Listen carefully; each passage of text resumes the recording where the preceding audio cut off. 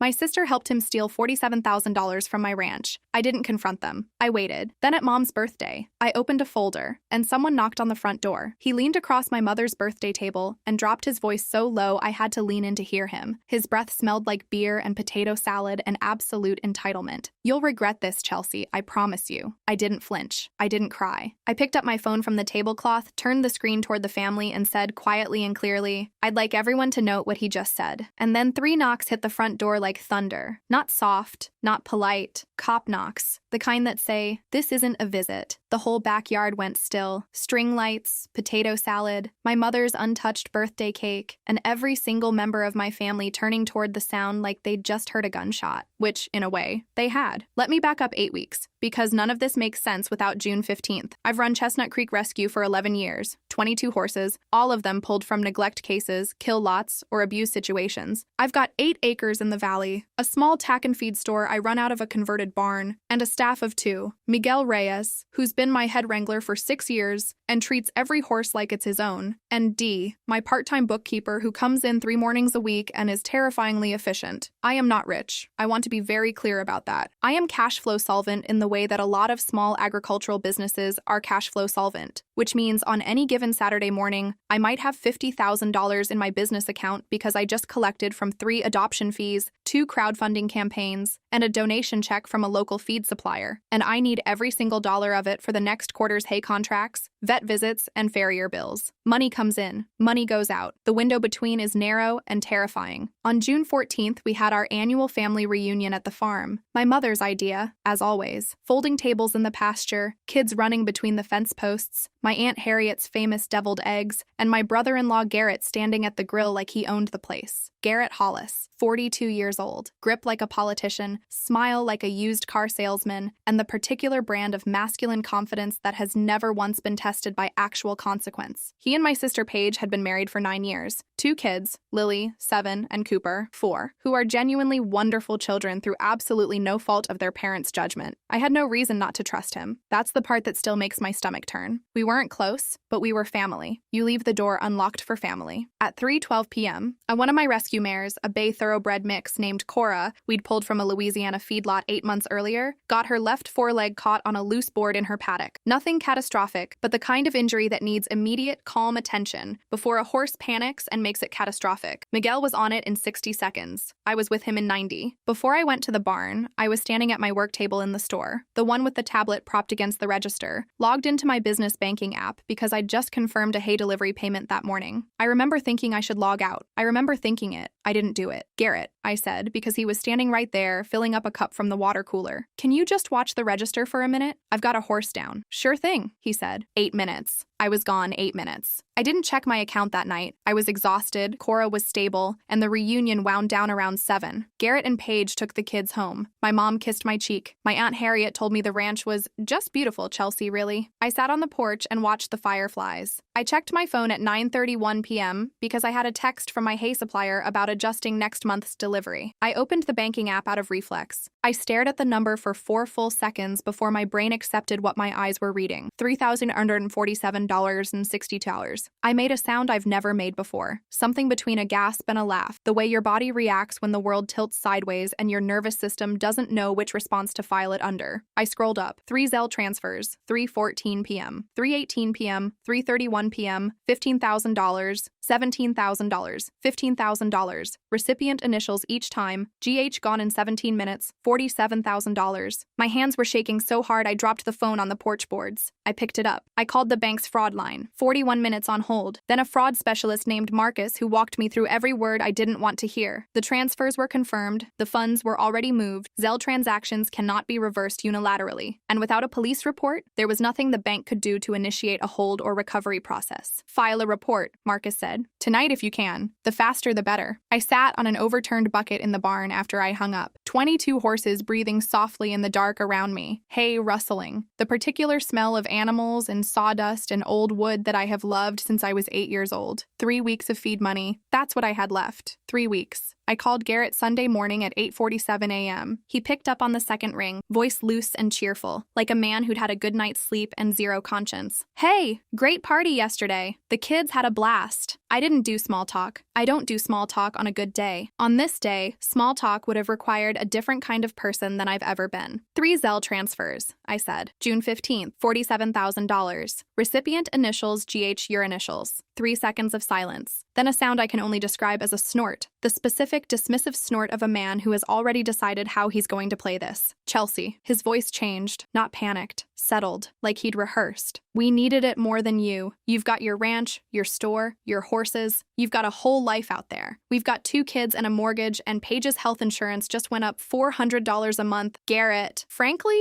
you owe your sister. For years, everything's been about Chelsea and her rescue horses. You can't spare $47,000 for family? I hung up. I went to the barn and started the morning feed. My hands were steady by the time I got to the 3rd stall. I have learned over 11 years of rescuing traumatized animals that panic spreads. You keep your body calm. You keep your voice even. You let your nervous system lead. I had a lot of work to do. Monday morning, my mother called. Chelsea, I know you're upset, but family doesn't keep score. Garrett told me it was a misunderstanding about some money you'd offered. I offered nothing, Mom. He said you were in the middle of discussing a loan. Mom. I kept my voice level. He stole $47,000 from my business account while I was in the barn. There was no discussion. There was no loan. He used my tablet while I wasn't in the room. Silence. Well, she said finally, maybe there was a miscommunication. I set the phone down, not hung up, just set it on the workbench and let her keep talking to the stable air. Tuesday, Paige came to the farm. She didn't call first. She drove up the gravel drive at 2:15 p.m. in their Dodge minivan and walked toward me with the body language of someone who has decided in advance that they are the victim. You're going to destroy this family, she said. Before hello, before anything. Tell me where the money is, I said. We needed it, Chelsea. You have no idea what it's like to... Tell me where the money went, Paige. Her jaw tightened. You have horses. We have nothing. You have a house, 2 cars, and a husband who just transferred $47,000 out of my rescue fund. It's not a rescue fund, it's your business account, and you never have less than... She stopped herself. I noticed that. I filed it. She left without the conversation she came for. I watched her minivan kick up gravel all the way to the road. Every door slammed shut. Family closing ranks the way families do when the truth is too expensive to look at directly. Wednesday morning, I made 2 phone calls. The first was to Deputy Travis Beckett at the county sheriff's office. Beckett had been on the force for 14 years, handled 2 property crime cases for me before, once when someone cut my fence line for copper wire, once when we had a horse theft attempt. He was methodical, unhurried, and almost constitutionally incapable of being impressed by anything, which is exactly what you want in a law enforcement officer. I need to file a larceny report, I told him. Unauthorized computer access, business account. I've got everything documented. How much? $47,000. A pause. Okay, come in at 4. The second call was to Ruth Abernathy, CPA. Ruth runs a 1-woman forensic accounting practice out of an office above the hardware store on Main. She is 61 years old, wears reading glasses on a beaded chain, and has the energy of someone who has been told numbers don't lie her entire career and has spent every year since proving it. She'd done our books twice when I was establishing the nonprofit side of the rescue, and she had a particular talent for making financial crime legible to people who weren't accountants. I need you to follow the money, I told her. $47,000, 3 Zelle transfers, June 15th. I need to know where every dollar went. Give me the account access, the dates, and any names you have, she said. I'll have something for you by Friday. Ruth had something for me by Thursday afternoon. She sat across from me in my kitchen, reading glasses on, a printed summary in a manila folder, and the particular expression of someone who has seen financial wrongdoing so many times that moral outrage has become clinical. $18,000 to an online sports betting platform, she said. BetVault, registered in Delaware, legal in this state. The transfers cleared within 6 hours, which tells me either the account was already set up and funded before June 15th, or he deposited immediately on receipt. Probably the former. My stomach lurched. $14,000 to an LLC registered in this state under the name GH Property Ventures LLC. She looked up over her glasses. Dissolved as of December 14th of last year. He sent $14,000 to his own dead company, was likely using it as a pass-through. When an LLC is dissolved, the associated bank account typically remains open for a transitional period. It's a common method for obscuring the destination of funds. The money has moved from there. I can't trace it from the outside without a subpoena, but I've documented what I can. She slid a page across. And $15,000 to a joint personal account registered to Garrett and Paige Hollis. I had expected that part. What came next, I hadn't. That $15,000 was withdrawn in cash. 4 ATM transactions over 48 hours. June 16th and 17th. Each withdrawal was $3,750. She let that sit. I got there after a second. Just under the $4,000 daily limit. Just under the threshold that would trigger automatic federal reporting. Yes. She closed the folder. Whoever structured those withdrawals knew what they were doing, Chelsea. This wasn't a panic decision, this was planned. I walked her out to her car, came back inside, stood at the kitchen window for a while. 22 horses. 3 weeks of feed left, dropping to 2. I'd already deferred the farrier. I'd called the vet and asked if we could push routine wellness checks to the end of July. I'd cut my own salary to 0. But something else was sitting in my chest, heavier than the money. A question I kept circling. How did he know the balance? He wasn't logged into my account. He would have needed to open it, navigate to the dashboard, see the number, and then decide. That's not 8 minutes of impulsive temptation. That's deliberate. I didn't have an answer yet. I thought I would have to live without one. I was wrong. It was the jacket. Paige had left it at the farm during the reunion. A light denim thing with embroidered sunflowers on the collar she'd draped over a fence post during the afternoon. I found it in the tack room 4 days later when I was doing a sweep. I almost tossed it in the donation box. I almost did, but I'm a person who checks pockets. 11 years of finding forgotten things in jacket pockets. A child's hair tie caught in a fence, a note from a previous owner tucked into a halter, a crumpled vet receipt. I check pockets the same way I check water buckets, automatically. Right pocket, a folded piece of paper. I unfolded it, standing right there in the tack room doorway, with the afternoon light coming in gold and sideways. It was a printed screenshot of my banking app, my business account dashboard. Balance displayed clearly in the center of the screen. $50,147 on $14. Timestamp in the corner, 2:08 p.m., June 15th, 6 minutes before the first transfer. And at the bottom of the page, in handwriting I have known my entire life, the same handwriting that signed my birthday cards every year for 34 years, that wrote Chelsea's lunch on paper bags in elementary school, that I would recognize in a courtroom or a burning building. Enough. G says yes. My sister. She hadn't just known. She'd scouted it, confirmed the balance, printed the screenshot, handed him the green light. I set the piece of paper down on the work table, put both hands flat on the surface, breathed. The horses around me moved in their stalls, hay rustling, completely indifferent to the fact that my entire understanding of my family had just been quietly, permanently rearranged. I picked up the paper by the corner, just the corner, and walked into the house. I had a box of small Ziploc evidence sleeves I'd bought for preserving documents during the livestock theft case 2 years ago. I found one, slid the paper inside without touching the face of it, labeled it with a marker, Exhibit C, Paige Hollis handwriting, printed screenshot of CPC Rescue Business Banking, 2:08 p.m., June 15th. Then I called Deputy Beckett. I have something new, I said. Bring it in, he said. The thing about building a case nobody wants you to build is that you have to do it in the hours between the things that don't stop, because your life is falling apart. Morning feed at 5:45. Stall checks. Cora's leg, which was healing but needed daily wrapping. The store, which I had to open or lose the revenue.